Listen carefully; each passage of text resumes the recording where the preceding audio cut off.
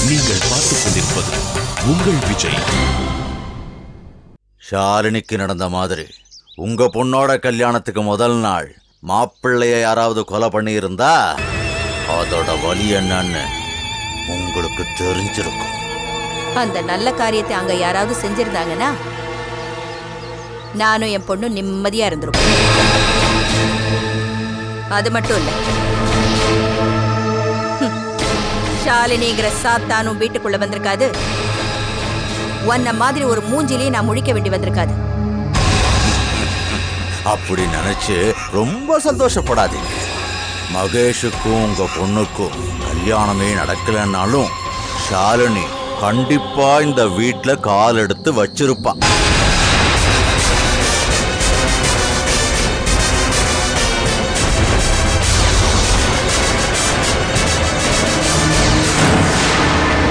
ஏன் இதோ நிக்கிற உங்க பொண்ணு மாதிரி இந்த வீட்டுல நிரந்தரமா தங்கியிருப்பா.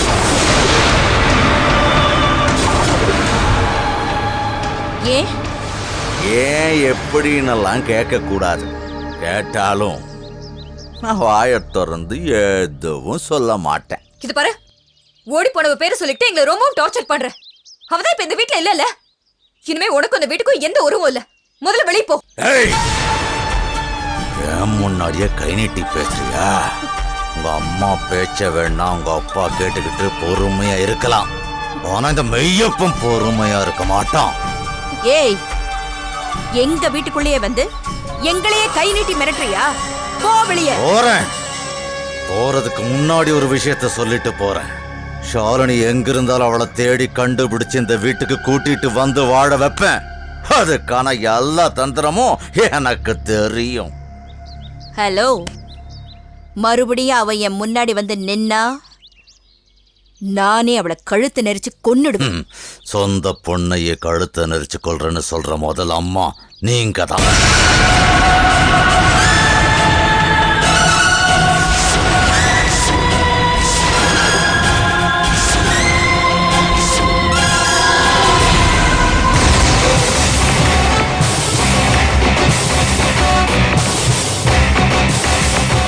என்ன இப்ப நீ என்ன சொன்ன? இல்ல, உங்களை அவ வாய் நிறைய அம்மா அம்மான்னு தானே கூப்பிட்டா. அவளை போய் கொலை பண்ணுவேன்னு சொன்னீங்களே, நான் அதைத்தான் சொன்னேன்.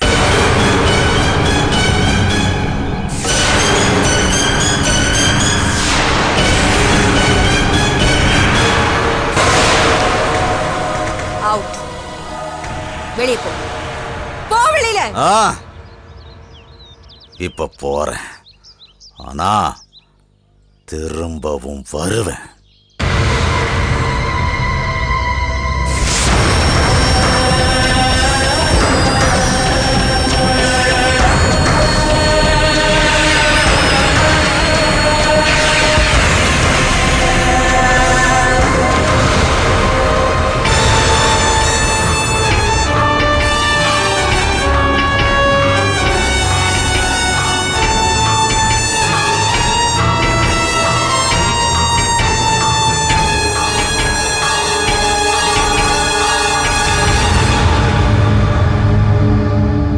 நீங்க ஒன்றும் கவலைப்படாதீங்க. அவங்க நினைக்கிறது நடக்காது. நடக்கவும் விட மாட்டேன். நான் பாத்துக்கிறேன்னு சொன்னல. சரி, நான் வச்சிடுறேன். என்னடா நடக்காது, நடக்க விட மாட்டேன்னு பேசிட்டு இருக்க? யார்டா போன்ல? அந்த சத்யசீலன்மா. அவனா? அவன் இங்க இருக்கிறது அங்க சொல்லி, அங்க இருக்கிறது இங்க சொல்லி பிரச்சனையை பெருசாக்க தானே பாப்பா. அவன் சரியான நாரதராச்சே. நாரதர் தான். ஆனா இந்த நாரதர் கலகம் நன்மையில தானே போய் முடியும். இப்ப கூட ஒரு நல்ல விஷயத்துக்காக தான் அவன் ஃபோன் பண்ணியிருக்கான். நல்ல விஷயமா? என்ன விஷயம்? அந்த ஜெயந்திக்கு எதிரான சாட்சியை பணம் கொடுத்து அவங்க பக்கம் மாத்த பாக்குறாங்களா? அது நடக்கக்கூடாது. நீங்க தான் அதை எப்படியாவது தடுத்து நிறுத்தணும்னு என்கிட்ட அவன் எச்சரிக்கை சொல்றான். அவன் அவங்க பக்கம் மாறிடுவானா? ஆமா, இந்த கேஸை பொறுத்த வரைக்கும் அவன் தான் நம்மளுக்கு இருக்கிற ஒரே துருப்பிச்சிட்டு. இன்னைக்கு வரைக்கும் அவன் மாறல. மாற மாட்டாங்கிற நம்பிக்கை எனக்கு இருக்கு. பார்ப்போம். எப்படியோப்பா, எல்லாம் நல்லபடியா முடிஞ்சா சரி.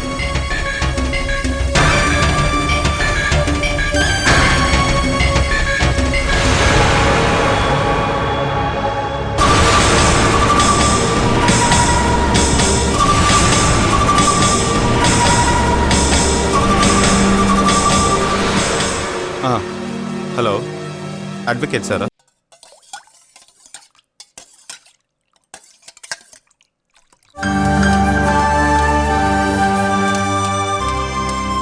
ஷாலினி, இந்தாங்க பாயாசம் எப்படி இருக்குன்னு டேஸ்ட் பாருங்க. அதுக்குள்ள நீ பாயசம் ரெடி பண்ணிட்டியா? ம்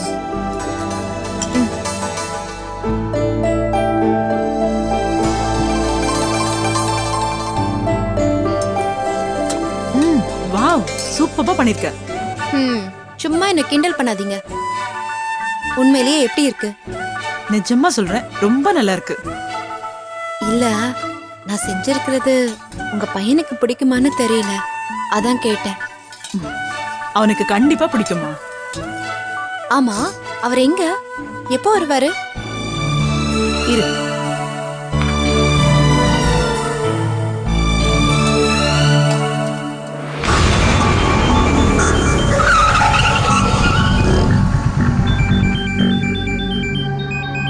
அம்மா வீட்டுக்கு தான் வந்துட்டு 10 நிமிஷத்துல அங்க இருப்பேன், போதுமா?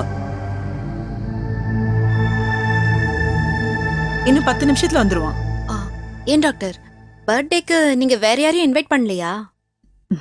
இல்லம்மா, கிராண்டா செலிப்ரேட் பண்றதெல்லாம் அவனுக்கு பிடிக்காது. உங்கள மாதிரியே உங்க பையனும் ரொம்ப சிம்பிளா இருக்கணும்னு நினைக்கிறார் போல இருக்கு.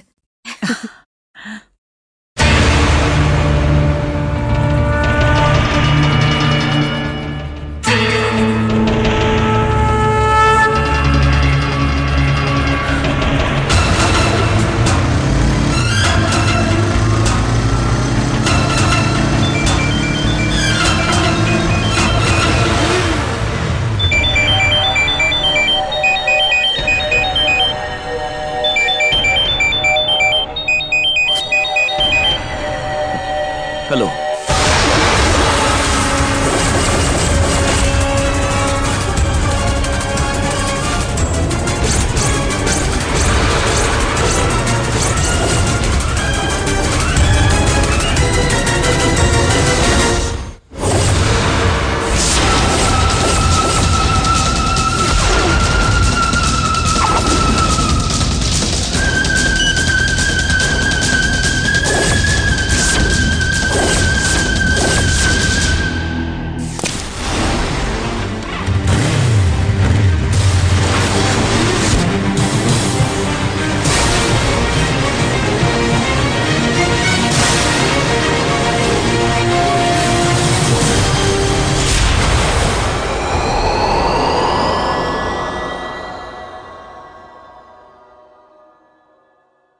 நாலு வருஷத்துக்கு அப்புறம் இப்பதான் கேக் வெட்ட போறோம்.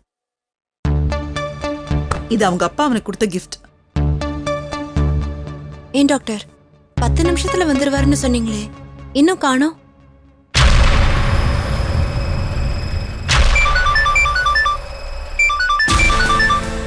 ஹலோ,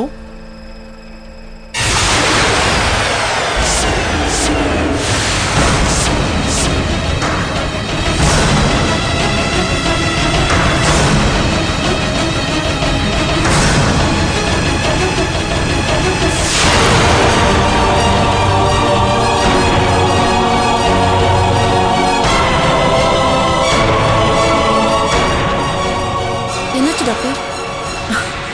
வா ஹாஸ்பிட்டல் போலாம்.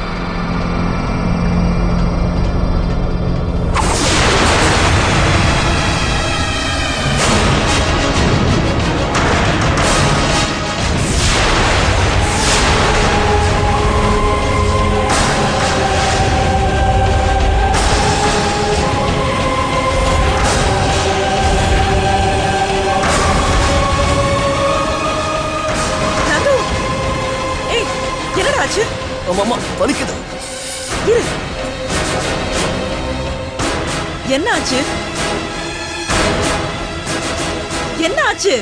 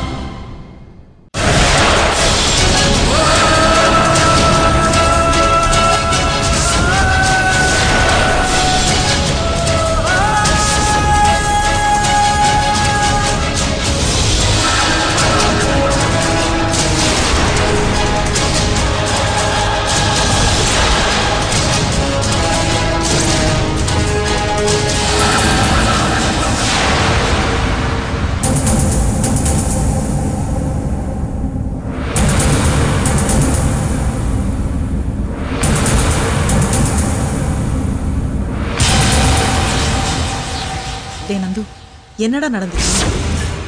எதுவுமே சொல்லாம இப்படி அமைதியா இருந்த என்னடா? டேய் நீங்களா சொல்லுங்களேன்டா, என்னடா ஆச்சு? டேய் தினேஷ் நீயா சொல்லு, என்ன நடந்துச்சு? ஆண்டி உங்க ஹாஸ்பிட்டல் ஒர்க் பண்ண நர்ஸ் ரேவதியும் விக்கியும் லவ் பண்ணாங்க.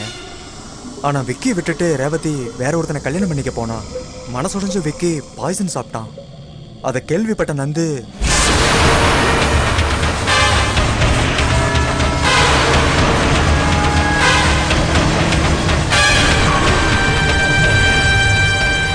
வாங்க சார் வாங்க, கல்யாண மண்டபத்துக்கு போலாம்.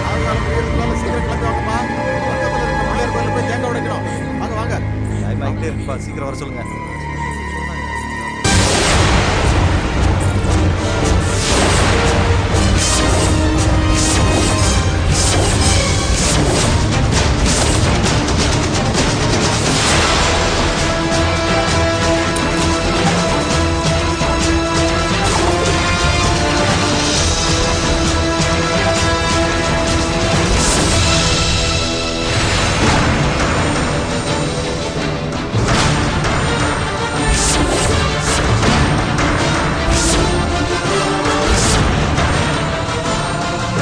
ரேவதி என்னாச்சுமா? யார் நீங்க? ஏண்டி நான் அவ்வளவு தூரம் சொல்லியும் கேட்காம நீ இன்னொருத்தனை கல்யாணம் பண்ணிக்கிறதுக்கு மாலையும் கழுத்துமா ரெடியா நிக்கிறல்ல? யார் பாரு கேக்குறல்ல? அந்த பைத்தியக்காரன் என்னன்னா நீ கிடைக்கலங்கிறதுக்காக மாத்திரையை சாப்பிட்டு ஹாஸ்பிட்டல்ல உயிருக்கு போராடிட்டு இருக்கா. இப்படிப்பட்டவனை விட்டு இன்னொருத்தனை கல்யாணம் பண்ணிக்க எப்படி மனசு வந்தது உனக்கு? ஏய் உனக்கெல்லாம் எதுக்கடி காதல்? உன்னதானே கேட்டுட்டு இருக்க, வாயை திறந்து பதில் சொல்லு. ஏய் யாரியா நீ? எங்க வீட்டு பொண்ணுகிட்ட வந்து என்னென்னமா பேசிக்கிட்டு இருக்க? ஏற்க ஆளு நினைச்சியா? ஏய்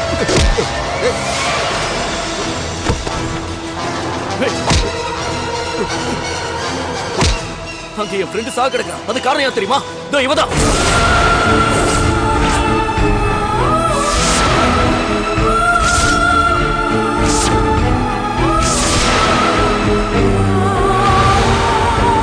உயிருக்கு போராடிட்டு இருக்கான், நீ சந்தோஷமா கல்யாணம் பண்ணிக்க கிளம்பிட்டியா? போடி. ஏய் என்னடா?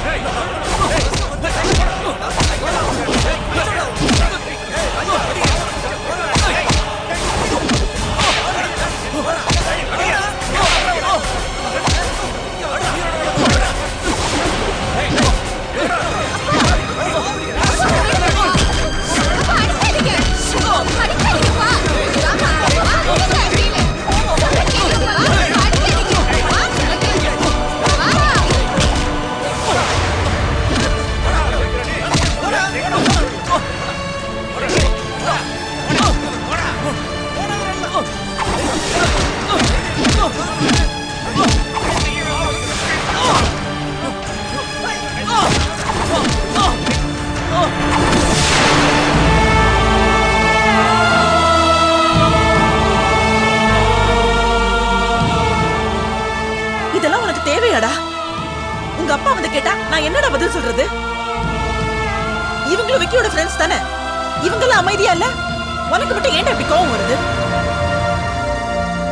எங்களுக்கு நீ ஒரே பையன்டா, உனக்கு ஏதாவது ஒண்ணுனா என்னாலையும் உங்க அப்பாவாலையும் தாங்க முடியாதுடா. ஷாலினி, இவன் தாமா என்னோட பையன் நந்து. இவனுக்காக தாமா நம்ம எல்லா ஏற்பாடையும் பண்ணி வச்சிருந்தோம். உனக்காக தான்டா கேக்கு பாயசம் எல்லாம் பண்ணி ரெடியா வச்சிருந்தோம். ஏன்டா நீ இந்த மாதிரி பண்ணி வச்சிருக்க? அதுவும் பிறந்த நாள் அதுவுமா? ச்சே.